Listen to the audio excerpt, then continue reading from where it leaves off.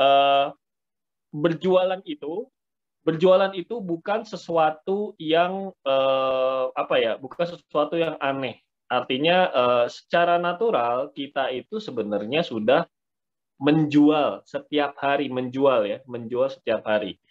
Dari mulai kita kecil sampai dengan sekarang gitu, tanpa kita sadari tentunya ya. Kayak misalnya gampangnya nih.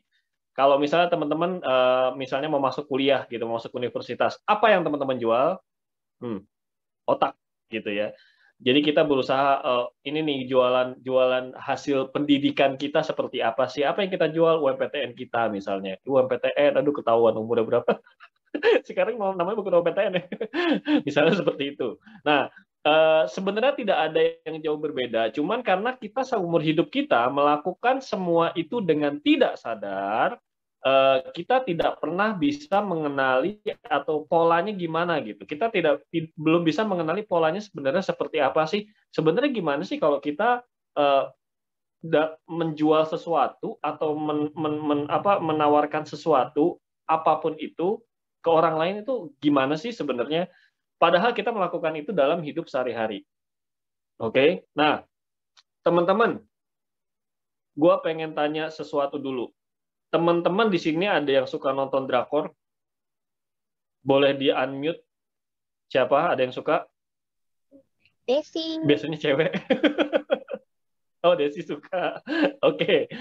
Des, jangan di mute dulu. Udah Oke, nonton Devil Judge belum, Des? belum sih. Tergantung ganteng enggaknya sebenarnya. Setuju. Ganteng. Ganteng. Ganteng. Yang main itu, siapa namanya? Yang namanya itu Jisung. Yang main itu Jisung. Yang dulu main sama, ya udah adalah. Pokoknya si Jisung itu oke lah. Aktingnya dan ininya gue suka. Nah, lo belum nonton Devil Oh Judge ya? ya, Lo coba oke tonton deh. oke oke. Lo coba tonton deh satu Oke oke. episode aja. Itu keren banget asli. Waktu itu ya kalau drakor itu kan biasanya pilih-pilih kan karena ya kita tidak punya banyak waktu untuk berekreasi Ya, gitu kan. iya Eh, betul. Apalagi yang namanya drama Korea tiap minggu kali pun pasti ada sesuatu yang baru. Jadi biasanya gue nonton satu episode untuk menilai apakah nih worth it nggak buat diterusin. Jadi premisnya itu Oke. sebenarnya basically si judge ini si Jisung ini jadi judge dan dia itu kayak hakim metal gitulah. Maksudnya nggak Oh, cuman hakim-hakim yang oke, sesuai dengan hukum gini-gini, tapi dia melakukan sesuatu di belakangnya gitu yang supaya orang yang didakwa itu benar-benar dapat hukuman yang adil. Itu oke. gue saranin lo nonton. Itu semuanya castingnya keren. Oke. Oke. Oke? Satu episode Oke aja. oke oke. Main. Satu Oke. episode. Ya oke, Nah, ntar aku. oke. Nah, coba teman-teman. Eh, Lihat apa yang gue lakukan tadi nggak? Teman-teman lihat nggak apa yang gue lakukan tadi? Cari deh. Itu gue sedang Emang. menjual serial Devil Judge ke Desi. Oh iya. Atau mungkin teman-teman yang di sini yang tadinya tidak tertarik nonton Devil Judge, masa sih ganteng, misalnya gitu. Masa sih ganteng, masa sih oke ceritanya, coba deh nonton satu episode, siapa tahu ini. Nah, itu adalah hal yang sama yang kita lakukan ketika berjualan sesuatu. Mau itu produk, mau itu jasa, mau itu service, apapun itu sama yang kita lakukan seperti itu. Itu dulu teman-teman. Jadi seperti yang gue lihat, gue nggak ada kepentingan apapun dan maksudnya dan gue cuma sharing doang ke Desi. Gue kasih tahu itu serial bagus. Gue udah nonton dan ini udah masuk minggu terakhir. Jadi minggu depan itu udah habis. Hari Selasa biasanya keluar review. Itu udah habis dan kalau misalnya nonton sekarang lo bisa nonton dari episode 1 sampai dengan habis tanpa berhenti. Tapi ingat-ingat prospeknya dulu ya. Jangan abaikan prospeknya gitu. Oke, siap. Tapi ya intinya tidak perlu nunggu setiap minggu. Nah, apa namanya? Yang gue lakukan adalah sharing seperti biasa. Yang gue suka, yang gue tahu dan gue paham bahwa ini bagus, bahwa ini oke, dan gue sharing ke Desi ceritanya. Itulah yang gue lakukan ketika gue bercerita tentang program-programnya Prudential.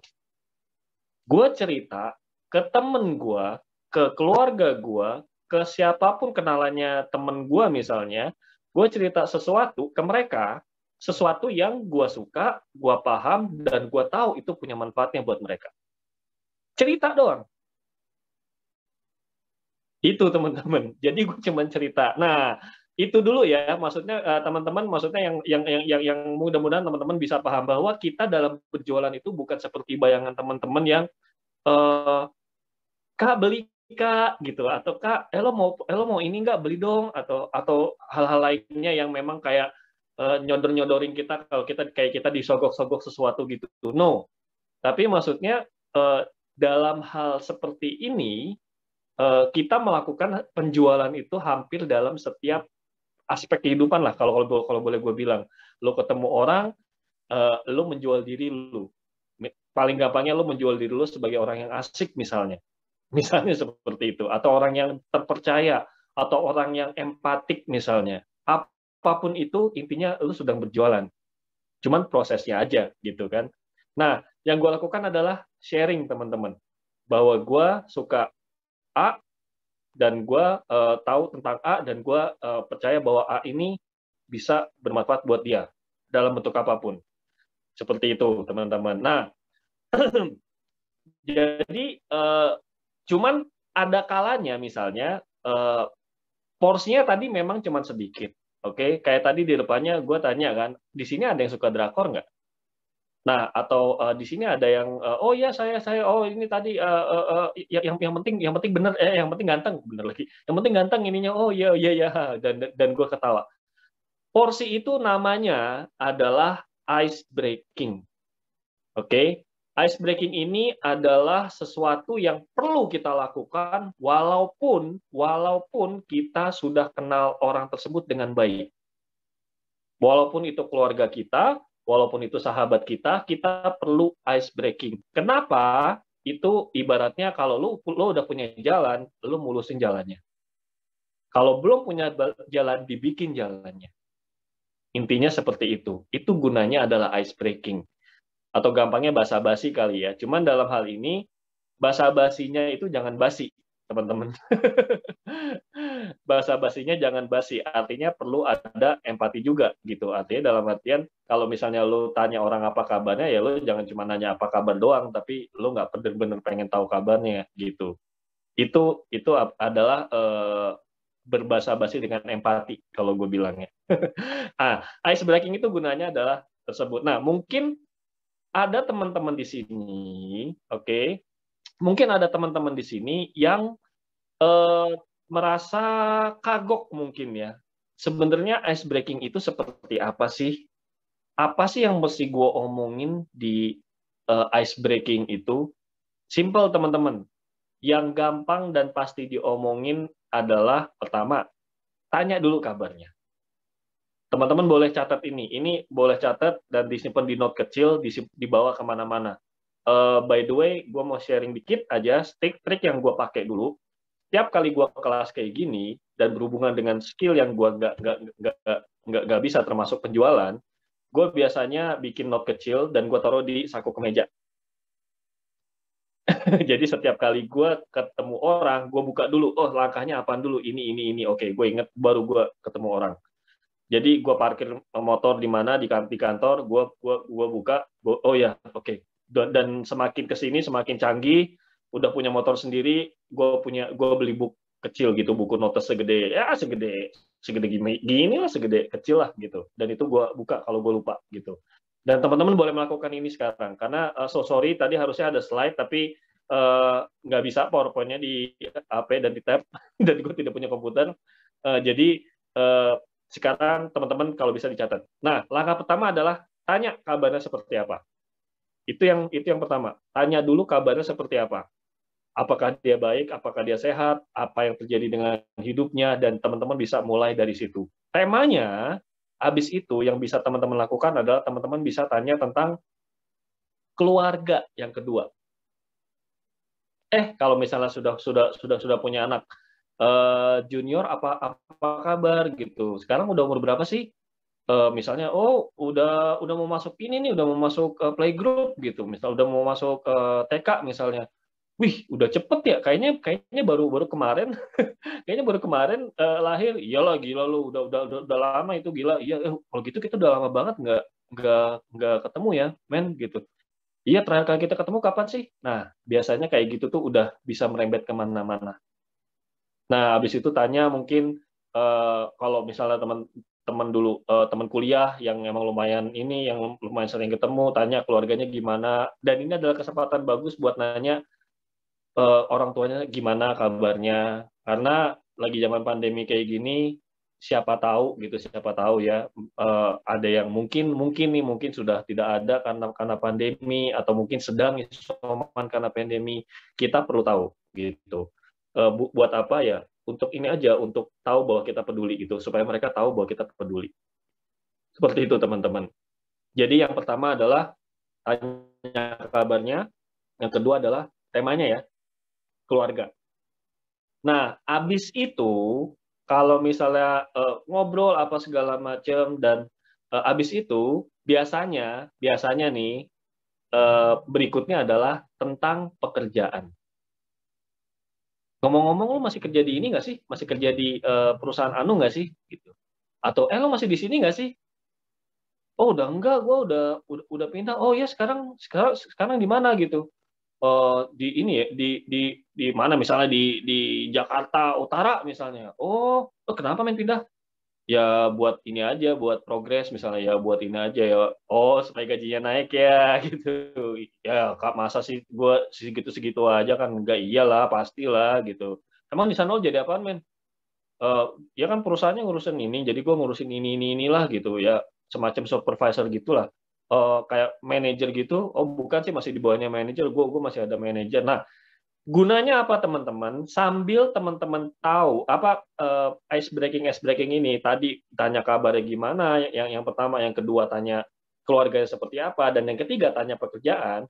Gunanya adalah satu, informasi yang bisa teman-teman dapat dari ice breaking ini adalah ada berapa banyak orang yang bergantung sama dia. Itu satu.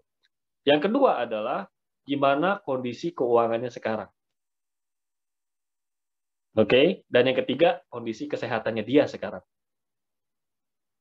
Biasanya kalau misalnya gue udah ketemu, udah nanya kabar dan segala macamnya, oh oke, gue tahu dia sehat misalnya. Terus gue nanya keluarganya seperti apa. Ya gini-gini deh, gue maksudnya lagi nikmatin aja nih, lagi sibuk sama anak gue gitu. Oh sini apa kabar gitu. Oh baik baik baik, ya gue lagi ribet ngurusin adanya ini. Oh udah ada lagi. Gue jadi tahu bahwa dia punya satu orang lagi yang bergantung sama dia, anak kedua misalnya. Itu gue simpen di kepala gue. Oke.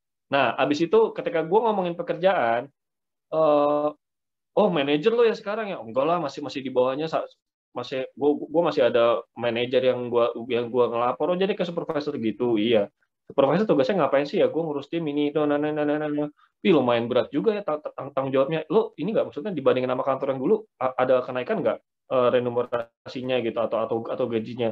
Ya pastilah gitu. Masa gue pindah tapi kagak dapat apa-apa misalnya. Oh oke.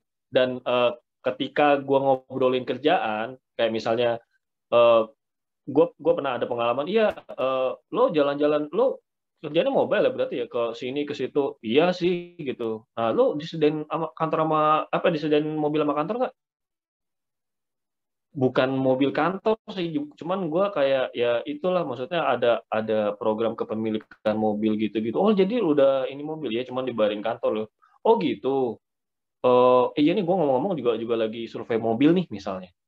Lagi survei mobil nih, apaan enaknya bro ya misalnya. Nah ini dari yang jadi nasabah gue ini, sekarang gue tahu gitu. Ya, dia sekarang jadi nasabah gue. Cuman waktu itu gue tahu. Gue dapetnya ini HRV, soalnya dari segi gaji ya gue yang masuknya itu gitu. Gimana sih kalau misalnya itu program itu namanya COP ya, Car Ownership Pay, lupa namanya apa. Di Car Ownership apa gitu. Program Car Ownership Program. Masuknya itulah gitu. Emang harganya berapa sih sekarang kalau HRV? Ya sekian gitu misalnya. Dan begitu gua tahu sekian, lah berarti kalau misalnya setahu gua ya gitu, setahu gua cicilannya sekitar 7 juta. Tapi kan enak, kayak dibayar langsung tapi gua nyicilnya kayak ini. nyicilnya ke kantor. Oh gitu, enak dong. Iya. Dipotong berapa tuh dari gaji lu? Ya maksudnya dipotongnya paling cuma 20%-an lah. Cicilan berapa sih kalau dari kantor? Gue pengen tahu deh bedanya berapa, sekitar 5-6 jutaan lah gitu dia bilang. Oh oke. Gue langsung 5-6 jutaan itu adalah sekitar 20% misalnya dari gajinya dia, atau 10% dari gajinya dia misalnya. Gue langsung ada mental note bahwa 5 jutaan kalau misalnya dia 20%, berarti gajinya dia itu sekitar 25 juta. Atau kalau misalnya 10% dari gajinya dia, berarti dia gajinya 50 juta. Paham ya teman-teman ya? Jadi gunanya ice breaking adalah itu. Nah, ketika kita tahu informasi-informasi seperti itu, kita nanti kalau misal teman-teman sudah makin banyak senjatanya, teman-teman jadi bisa tahu, oh ini orang kira-kira cocoknya program apa. Nanti once udah mulai banyak amunisinya. Tapi nanti don't worry, nanti akan gua kasih vitamin C lah ibaratnya yang berlaku buat semua. Tapi maksudnya teman-teman jadi tahu, oh dia misalnya single tapi ada ibunya yang bergantung ke dia.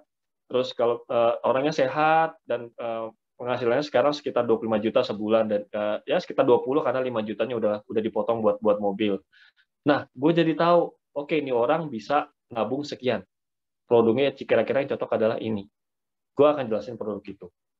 Nah, oke, sampai saat ini, sampai sekarang, ada yang mau ditanyain dulu nggak sebelum gue lanjut?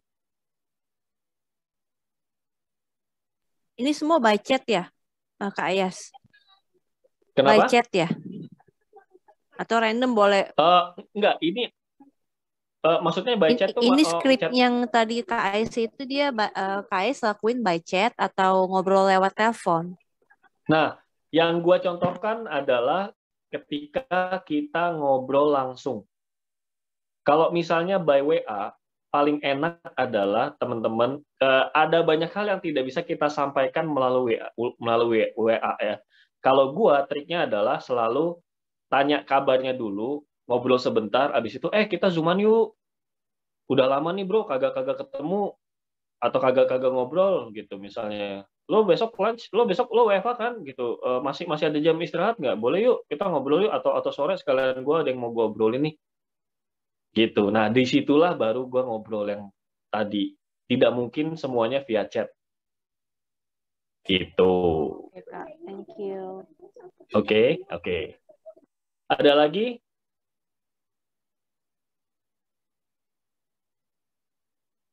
Nggak ada ya? Oke. Nah, once itu semua langkah pertama kita sudah lakukan, teman-teman. Ketika kita sudah melakukan langkah pertama tersebut, kemudian ada yang langkah kedua. Langkah keduanya itu adalah presentasi.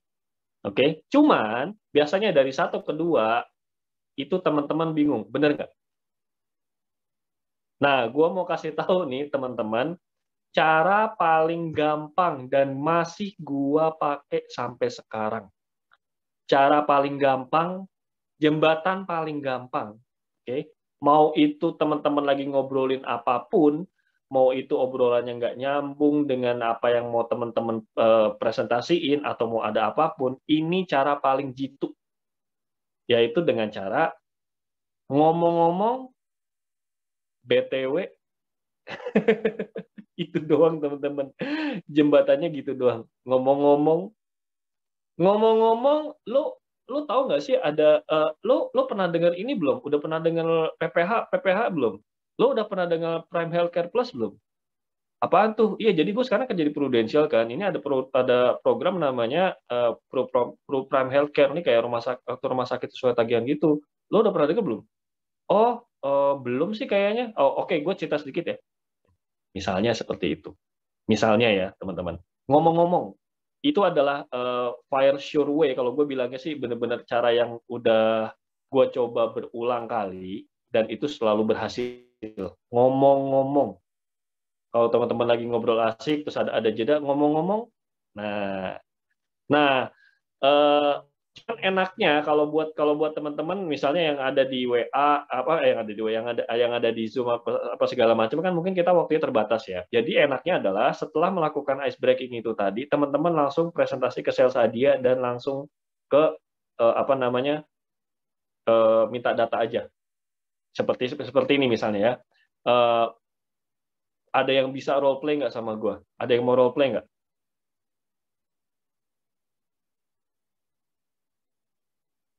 Ginting mau role play, Ginting? Ayo ngobrol sama gue yuk. Masih ke mute itu Ginting. Masih ke mute, masih ke mute.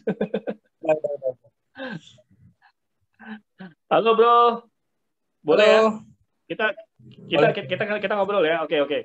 Halo bro, apa kabar bro? Baik, baik. Sekarang lu di mana sih kerjanya? Ya, sekarang sih lagi ini aja, usaha aja, bro. Jualan makanan Posisi di mana sekarang? Posisi di di mana? Bandung. Di Oh di Bandung, tempat bini. Bandung. Oh di Bandung. Istri di sana juga berarti ya? Ya, iya, semenjak pandemi sih di sini sama istri ngumpul. Oke oke. Tapi sehat-sehat ya, maksudnya istri sama anak atau sama keluarga di sana gimana keadaannya? Kemarin sih sempat keluarga besar kena COVID semua, tapi sekarang udah sembuh, Waduh. udah 3 bulan lebih. Oh, Udah syukur gitu. deh kalau gitu. Nyokap bokap ini, maksudnya apa? Sempat kena juga enggak? Kena, bokap gua kena, tapi bokap gua sembuh. Nah, yang sekarang yang nggak selamat nyokap gue. Oh ya, turut turut berduka ya Gitu. bro ya. Siap, bro. Jadi, oke oke. Tapi lo kerjanya sekarang WFH ya berarti? WFH, WFH.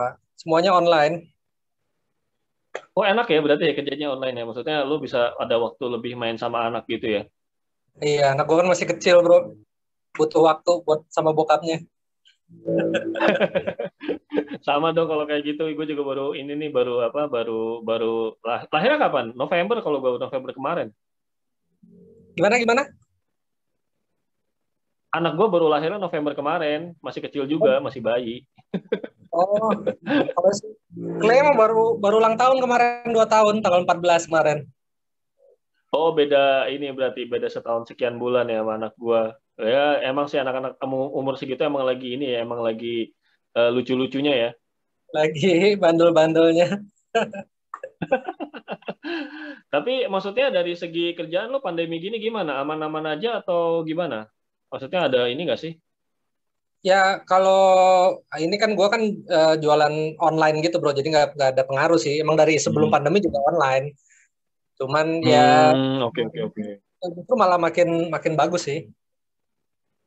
Oke, berarti ya syukur deh kalau gitu keluarga sehat, maksudnya anak-anak juga sehat gitu ya. Terus kerjaan juga berarti aman lah ya, maksudnya cara nyari duit sekarang aman ya. Aman, bro. Iya. Tapi ngomong-ngomong, gue kemarin belajar sesuatu, ada sesuatu yang bisa menghancurkan itu semua dalam sekejap loh, bro. Ternyata gitu. Lo tahu nggak apaan? Apa tuh, bro? Gue cerita sedikit ya. Jadi Boleh, boleh. kemarin gue diceritain ini, jadi kemarin itu gue diceritain sama financial planner gitu. Jadi ibaratnya Hmm. itu seperti ini nih. Namanya itu keranjang batu. Pernah dengar nggak lo keranjang batu? Kayak pernah denger, cuman samar-samar gitu, bro. Oke, ini menarik sih karena gini. Jadi si orang-orang tersebut mengajarkan seperti ini. Ini coba gue share ke lo ya. Kita Boleh, sebagai bro. kepala keluarga itu ibaratnya tuh kita kayak ngangkat nampan gitu loh, kayak ngangkat keranjang gitu ya. Di Ah, bawahnya kita, maksudnya ya, yang di samping-samping kita tuh ada istri kita, ada anak-anak kita gitu ya, di pundak kita gitu. Nah, ah, terus sambil kita ngangkat itu keranjang isinya apa sih sebenarnya? Keranjang itu isinya adalah eh, belanja bulanan,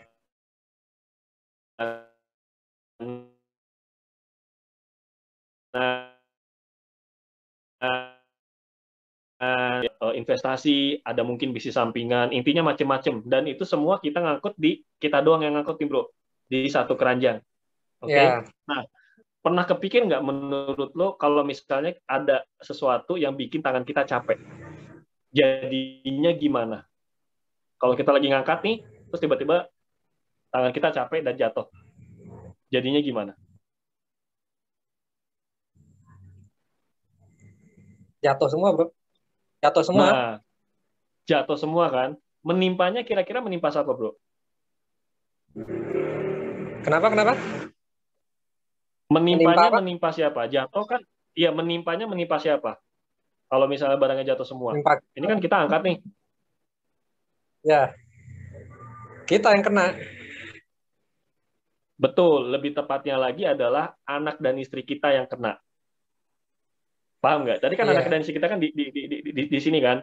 Jadi segala kayak Ya. biaya belanja bulanan, tagihan listrik, dan lagi segala macam itu menimpa ke anak dan istri kita gitu loh. Nah, gue kemarin belajar cara bahwa ada satu hal yang bisa kita lakukan untuk bikin itu si keranjang. Oke, si keranjang ini ada tiangnya, ada penyangganya. Jadi kalau misalnya tangan kita capek, itu nggak akan menimpa mereka. Gimana tuh, bro? Nah, caranya adalah nama tiangnya nih, ternyata ya bro ya, selama ini gue tuh baru tahu loh.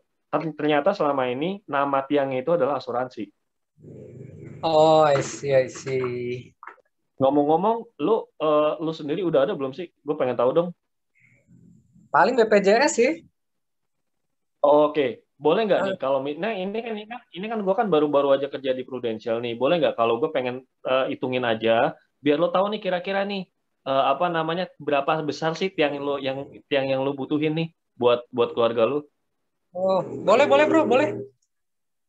Boleh ya, boleh gue minta tanda KTP aja, fotoin aja lah bro, nanti lo WA ke gue boleh, biar gue coba hitungin dulu gitu. Siap. Nah, oke. Nah itu teman-teman maksudnya. Kira-kira seperti itu. Ini tadi kita ada sedikit jeda karena koneksi mungkin ya.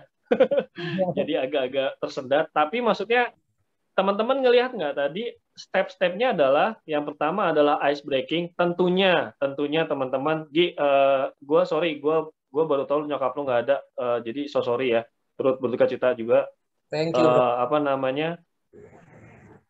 Jadi yang kita lakukan adalah tanya dan tanya. Dan kita cuman perlu mendengarkan aja. Karena waktu untuk ice breaking biasanya itu lebih lama daripada waktu kita buat presentasi. Kalau teman-teman lihat tadi, presentasi itu nggak lebih dari 2 menit. Keranjang batu itu adalah presentasi paling simple dan paling ampuh yang pernah gue tahu. Ada banyak aplikasinya, tapi keranjang batu itu adalah presentasi paling simple dan paling efektif yang gue tahu, karena dari situ bisa kemana-mana. Keranjang itu bisa menimpa siapa aja gitu, bisa menimpa kita. Kalau misalnya, maksudnya capek dalam hal ini adalah, capek itu kalau misalnya kita kena sakit kritis, itu berarti tangannya cuma turun 1, kitanya masih hidup. Ya kan? Kitanya masih hidup. Tapi segala biaya tersebut tetap jatuhnya ke istri dan anak. Kalau tangannya capek dua-duanya gimana? Dalam tanda kutip, kitanya die duluan. Berarti itu sudah kitanya nggak ada, biaya-biaya tersebut jatuh ke istri dan anak. Jadi apa yang harus kita lakukan untuk bisa mendirikan tiang supaya kalau kita capek tangannya dalam tanda kutip ya, kalau kita capek, anak-anak dan istri kagak ketiban keranjang yang isinya batu-batu itu tadi. Dan itu berat loh, keranjang batu itu berat loh. Itu. Jadi sales idea-nya seperti itu teman-teman. Oke. Nah, ini gue mau klaim. Kira-kira kalau misalnya gue breakout room untuk mereka ini bisa nggak ya?